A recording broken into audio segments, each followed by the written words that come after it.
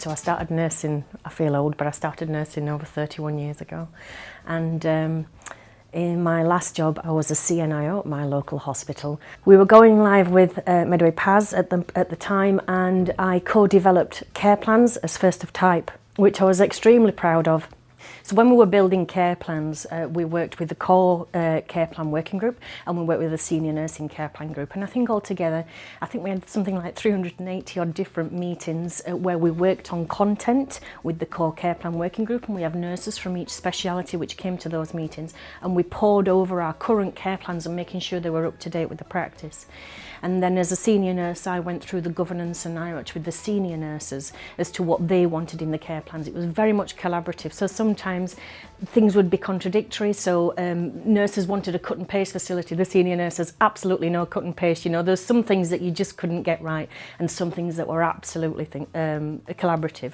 One of those collaborative things was that the nurses wanted to release time to care. What did the senior nurses want? They wanted to release nurses time to care.